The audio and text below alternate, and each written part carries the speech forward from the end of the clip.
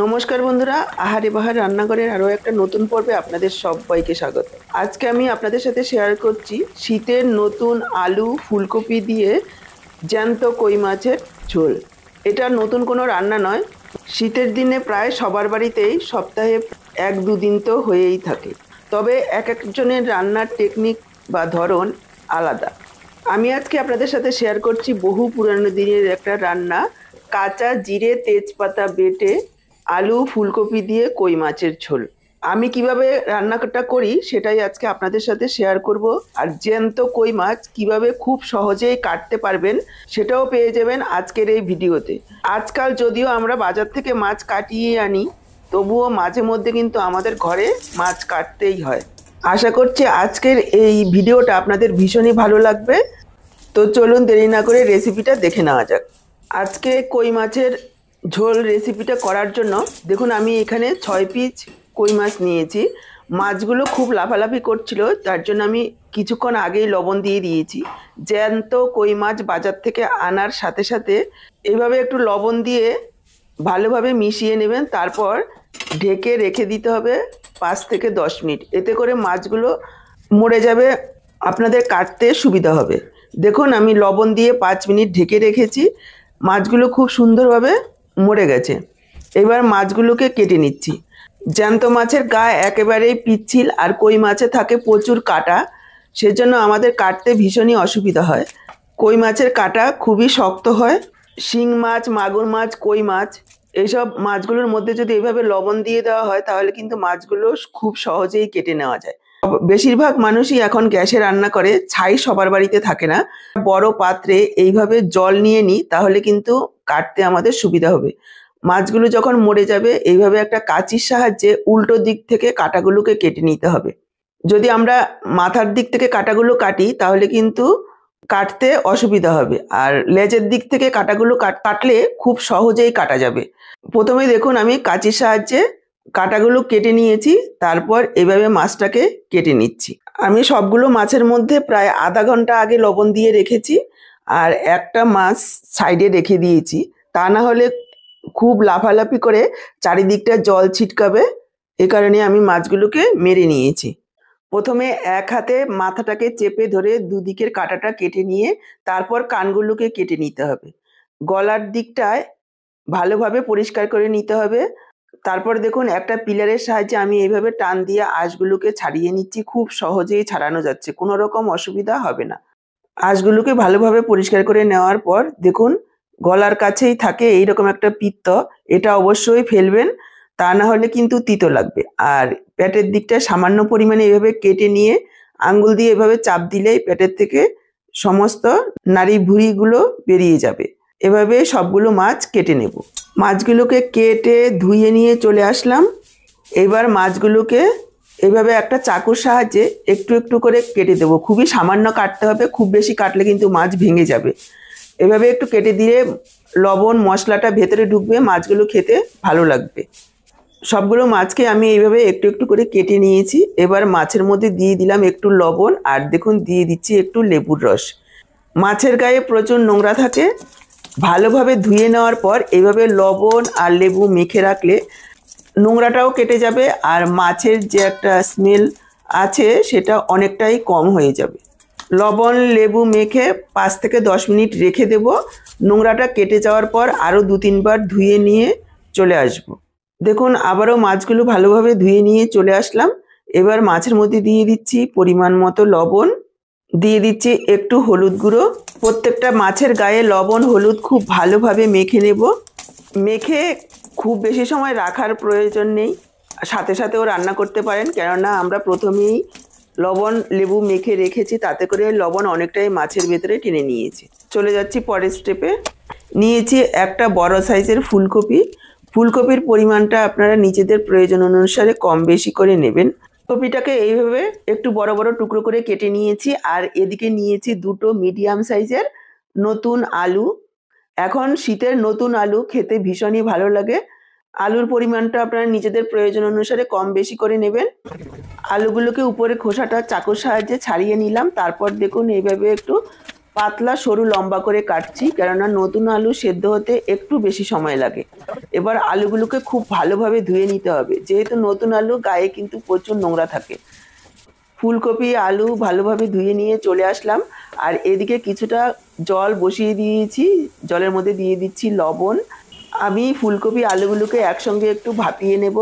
এইভাবে ভাপিয়ে নিলে যাদের গ্যাস অম্বলের সমস্যা আছে সেটা তো হবেই না, প্লাস তার সময় তেলও অনেকটা কম টানবে। আর ফুলকপির যে একটা গন্ধ আছে অনেকের, সেটা ভালো লাগে না। সে এইভাবে একটু ভাপিয়ে নিলে সেই গন্ধটাও থাকবে না। তবে খুব বেশি সময় সেদ্ধ করব না। মোটামুটি কপিগুলো দেওয়ার পর জলের টেম্পারেচারটা অনেকটাই কমে গেছে। ফুটতে শুরু করার সাথে সাথে কপিগুলোকে তুলে নেব, তা না হলে কিন্তু কপিগুলো নাড়াচাড়া করতে গিয়ে ভেঙে যাবে আর খেতেও ভালো লাগবে না। দেখুন কথা বলতে বলতে জলটা ফুটতে শুরু করেছে। এবার ফুলকপিগুলোকে নামিয়ে নিচ্ছি। ফুলকপিগুলো নামিয়ে নিয়ে কড়াই বসিয়ে দিয়েছি। কড়াতে দিয়ে দিচ্ছি সর্ষের তেল। এই রান্নাটা অবশ্যই সর্ষের তেলে করবেন, তাহলে খেতে ভালো লাগবে। তেল ভালোভাবে গরম করে নিতে হবে। যেহেতু আমি ননস্টিকের কড়াইতে করছি, সেজন্য আমি আর তেলের মধ্যে লবণ দিলাম না। যদি সাধারণ কড়াতে হয় তাহলে অবশ্যই লবণ দেবেন, এতে করে মাছগুলো আর কড়াতে লেগে যাবে না, আর মাছগুলো উল্টাতে গিয়ে ভাঙবেও না। মাছগুলো কিন্তু খুব কড়া করে ভাজবো না, হালকা ভাজবো। কড়া করে ভাজলে শীতের মাছ, মাছের মধ্যে প্রচুর তেল রয়েছে, তেল কিন্তু বেরিয়ে যাবে। তেল বেরিয়ে গেলে আর খেতে ভালো লাগবে না। দেওয়ার সাথে সাথে জাস্ট 30 থেকে 40 সেকেন্ড অপেক্ষা করতে হবে। তারপর মাছগুলোকে উল্টে দিয়ে দেখুন আমি সাইড করে দিলাম, সাইডে আরও বাকি মাছগুলো দিয়ে দিলাম। এবার প্রথমে যে মাছগুলো দিয়ে দিয়েছি সেগুলো তুলে নিচ্ছি। এভাবে মাছগুলো হালকা ভেজে রান্না করবেন, এতে খেতে ভীষণই ভালো হবে। প্রথম ব্যাচের মাছগুলো তুলে নিয়ে দ্বিতীয় ব্যাচের মাছগুলো দেখুন উল্টে দিলাম। মোটামুটি 2 থেকে 2.5 মিনিটের মধ্যে সম্পূর্ণ মাছ ভাজা হয়ে যাবে। এর থেকে বেশি সময় মাছ ভাজলে মাছের থেকে তেল বেরিয়ে গিয়ে মাছ একেবারে ছিবড়ে হয়ে যাবে। আর মাছ ভাজার সময় পুরো রান্নার তেলটা একবারে দিয়ে দেবেন, এতে করে মাছগুলো খুব ভালোভাবে ভাজা হবে। মাছগুলো ভেজে তুলে নিলাম। বাকি যে তেলটা রয়েছে তার মধ্যে আমি ভাপিয়ে রাখা ফুলকপি আর আলু দিয়ে দিলাম পরিমাণ মতো একটু লবণ। মনে রাখবেন ভাপানোর সময় একটু লবণ দিয়েছি, সেই পরিমাণ বুঝে দিতে হবে। আর দিয়ে দিলাম 1/2 চা চামচ হলুদ গুঁড়ো। লবণ আর হলুদ দিয়ে আলু ফুলকপিগুলোকে লালচে করে ভেজে নেব। আলু ফুলকপিগুলো ভাজা হতে হতে এদিকে দেখিয়ে দিচ্ছি আমি একটা মশলা প্রথমেই রেডি করে রেখেছি। একটা বাটিতে নিয়ে নিয়েছি 1 চা চামচ ধনের গুঁড়ো, 1/2 চা চামচ হলুদ গুঁড়ো, 1/2 চা চামচ লাল লঙ্কার গুঁড়ো। একটু জল দিয়ে মশলাটাকে ভিজিয়ে রেখেছি প্রায় 15 থেকে 20 মিনিট আগে। এইভাবে ভিজিয়ে রাখলে মশলাটা ফুলবে আর ঝোলের কালার টেস্ট দুটোই ভালো আসবে। এদিকে প্রায় 3-4 মিনিট সময় নিয়ে ফুলকপি আলুগুলোকে ভেজে নিয়েছি। আলু ফুলকপিগুলো তুলে রাখছি। আলু ফুলকপিগুলো তুলে নিয়ে কড়াইতে আরও একটু তেল দিয়ে দিলাম। আর এদিকে দেখুন আমি আরও একটা মশলা রেডি করে রেখেছি। এখানে দিয়েছি 1.5 চা চামচ গোটা কাঁচা জিরে, সাথে দিয়েছি ছোট 2টো তেজপাতা। আপনাদের যদি বড় সাইজের হয় একটাও দিতে পারেন। এবার জিরে আর তেজপাতাটাকে শিলে ভালোভাবে একেবারে চন্দনের মতন করে বেটে রেখেছি। আগের দিনে যদিও পুরো মশলাটাই শিলপাটায় বাটা হতো, কিন্তু এখন তো আর সব মশলা বাটা আমাদের পক্ষে সম্ভব নয়। আমি জিরে তেজপাতাটাকেই বেটে নিয়েছি। আর এইভাবে যদি একটু জিরে তেজপাতাটাকে বেটে নিয়ে রান্না করা হয় খেতে কিন্তু অসাধারণ হয়। সাথে আমি 1 ইঞ্চি আদাও শিলে একটু বেটে নিয়েছি। মশলাগুলো তুলে নিয়ে শিলে একটু জল দিয়ে সেই শিল ধোয়া জলটাও মশলার সাথে রেখে দেবেন, এতে নাকি তরকারির স্বাদ বাড়ে। এবার ফোড়নে দিয়ে দিলাম 1/2 চা চামচ গোটা জিরে, 2টো তেজপাতা, একটা শুকনো লঙ্কা। লো ফ্লেমে কয়েক সেকেন্ডের জন্য ভেজে নেব। তারপর এখানে যোগ করে দিচ্ছি ভিজিয়ে রাখা মশলাটা। একটু মিশিয়ে নিচ্ছি। 1 মিনিট একটু মিশিয়ে নেওয়ার পর জিরে আদা তেজপাতা বাটাটা দিয়ে দিলাম। সাথে দিয়ে দিলাম 1/2 চা চামচ কাশ্মীরি লাল লঙ্কার গুঁড়ো। এতে ঝাল হবে না, কালারটা সুন্দর হবে, আপনারা চাইলে নাও দিতে পারেন। এবার পুরো মশলাটাকে প্রায় 2-3 মিনিট সময় নিয়ে মিডিয়াম লো ফ্লেমে কষিয়ে নেব, যাতে করে মশলার তেল ছেড়ে আসে। নাড়াচাড়া করে নিয়ে একটু ঢাকা দিয়ে দিচ্ছি। ঢাকা দিয়ে কষালে খুব অল্প সময়ে ভালোভাবে মশলাটা কষানো হবে। দেখুন ঢাকা দিয়ে 2-3 মিনিট মশলাটাকে কষিয়ে নিয়েছি। দেখেই বুঝতে পারছেন মশলা একেবারে দানা দানা হয়ে গেছে আর তেল ছেড়ে দিয়েছে। এখানে আমি যোগ করে দিচ্ছি পরিমাণ মতো লবণ। আরও একটু নাড়াচাড়া করে নেব। এখানে যোগ করে দিচ্ছি ভেজে রাখা আলু আর ফুলকপি। আলু ফুলকপিগুলোকে মশলার সাথে কিছু সময় একটু কষিয়ে নেব। দেখুন প্রায় 2 মিনিট মতো মশলার সাথে ফুলকপি আলুগুলোকে একটু কষিয়ে নিয়েছি। এবার আমি দিয়ে দেবো জল। এখানে অবশ্যই ফুটন্ত গরম জল যোগ করবেন, এতে করে তরকারির স্বাদ ভালো হবে। দিয়ে দিচ্ছে সামান্য কয়েক দানা চিনি, হাফ চা চামচের থেকেও কম। এতে কোনো রকম মিষ্টি হবে না, স্বাদের ব্যালেন্স হবে। আপনারা যদি অপছন্দ করেন স্কিপ করবেন, তবে ফুলকপিগুলোর মধ্যে একটু মিষ্টি দিলে খেতে ভালো লাগবে। একটু নাড়াচাড়া করে নিলাম। এবার আমি ফুটন্ত গরম জল যোগ করে দিচ্ছি। জলের পরিমাণ আপনারা যতটা ঝোল রাখবেন সেই পরিমাণ বুঝে দেবেন, কেননা এটা একটা পাতলা ঝোল হলেই খেতে ভালো লাগবে। মিশিয়ে নেব, আর অপেক্ষা করতে হবে না, যেহেতু গরম জল দেওয়া রয়েছে। মাছগুলো সাথে সাথে দিয়ে দিতে হবে। মাছগুলো কাঁচা রয়েছে, খুব বেশি একটা ভাজা হয়নি, সেদ্ধ হবে। মাছগুলো দেওয়ার পর মিডিয়াম ফ্লেমে প্রায় 7-8 মিনিট রান্না করে নেব ঢাকা দিয়ে। এতে করে মাছের যে জুসটা রয়েছে সেটা ঝোলের সাথে মিশবে, আর ঝোলের থেকে মশলা মাছের ভেতরে খুব ভালোভাবে ঢুকে যাবে।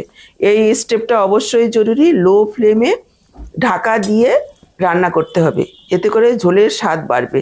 সাথে আমি একটা টমেটো টুকরো করে দিয়ে দিলাম। এই টমেটোটা গলবে না, ভাতের সাথে মেখে খেতে ভালো লাগবে। আর দিয়ে দিলাম 3টে চেরা কাঁচা লঙ্কা। ঢাকা দিয়ে দিলাম, ফুটতে থাকুক। এই সময় আমি দেখুন নিয়েছি বড় সাইজের 2টো দারচিনি আর 5টা এলাচ।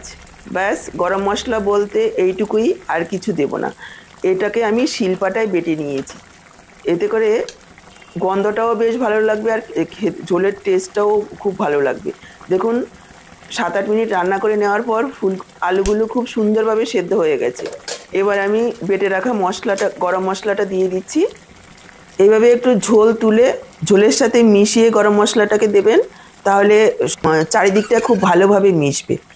এই ছোটো ছোটো টেকনিকগুলো অবশ্যই ফলো করে রান্নাটা করবেন, দেখবেন আপনার রান্নাও হবে অসাধারণ খেতে। এবার ঢাকা দিয়ে দেবো আর গ্যাসটাকে অফ করে ঢেকে রেখে দেবো 5 মিনিট। 5 মিনিট পর দেখুন আমি সার্ভ করে দিয়েছি। একেবারে তৈরি আমাদের দারুণ স্বাদে ফুলকপি দিয়ে কই মাছের পাতলা ঝোল। গরম গরম ভাতের সাথে খেতে অসাধারণ লাগে। আপনারা সবাই রান্না করে খেয়েছেন, একবার আমার মতন করে এইভাবে রান্না করে খেয়ে দেখুন, আর কমেন্টে জানান আপনাদের কেমন লাগলো। ভালো লাগলে ভিডিওটাকে লাইক করে শেয়ার করে দেবেন। আমার থেকে এইরকমই নতুন রেসিপির আপডেট পাওয়ার জন্য চ্যানেলটাকে সাবস্ক্রাইব করে সাথেই থাকবেন। ফেসবুক থেকে ভিডিওটা দেখে থাকলে হাড়ে বাহার রান্নাঘর পেজটাকে ফলো করার অনুরোধ রইল। আজকে এই পর্যন্ত, আবার চলে আসবো এইরকমই নতুন কোনো রেসিপির সাথে। সবাই ভালো থাকুন, সুস্থ থাকুন। আপনাদের সবাই সুস্থতা কামনা করে এখানেই শেষ করছি। সবাইকে অসংখ্য ধন্যবাদ।